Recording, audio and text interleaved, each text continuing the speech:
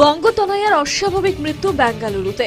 বছর দুয়েক আগে বেঙ্গালুরুতে নার্সিং কলেজে পড়তে গিয়েছিল কাকসার মেয়ে দিয়া মণ্ডল।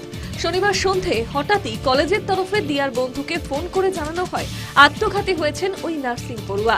পরিবার সূত্রে খবর, মৃত্যুর কিছুক্ষণ আগেও মায়ের সঙ্গে ফোনে কথা বলে ওই নার্সিং পড়ুয়া। তখন দিয়ার মধ্যে কোনো অস্বাভাবিকতা লক্ষ্য করেননি তার পরিবার। ফলে দিয়ার মৃত্যুতে রহস্যের গন্ধ পাচ্ছেন তারা। রাজ্য সরকারের কাছে ঘটনার তদন্তের আবেদন জানিয়েছেন তারা। আমার মেয়ে ব্যাঙ্গালোর গেছিল পড়াশোনা করতে। কি পড়তো? নার্সিং। কবে গেছিল? কতদিন হলো?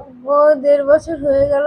কি জানলেন কালকে ফোন যখন এলো? আমি ফোন করেছি 10 মিনিট আগে আমার মেয়ে আমার সঙ্গে কথা বললো। গতকাল? হ্যাঁ, আমার মেয়ে স্ট্রং মেয়ে, আমার মেয়ে সুইসাইড করার মতো মেয়ে নয়। মাননীয় মুখ্যমন্ত্রীর কাছে আমার করজোড়ে বিনীত নিবেদন, যেন ওখানকার সরকারের সঙ্গে একটুখানি যোগাযোগ করে এর সত্যতা উদ্ঘাটন করুন। কি কারণে আত্মহত্যার পথ বেছে নিল নার্সিং পড়ুয়া? পরিবার সূত্রে খবর, ভিন রাজ্যে পড়তে গিয়ে বেশ আর্থিক সমস্যায় পড়তে হয়েছিল দিয়ার পরিবারকে। সে কারণেই কি এই সিদ্ধান্ত?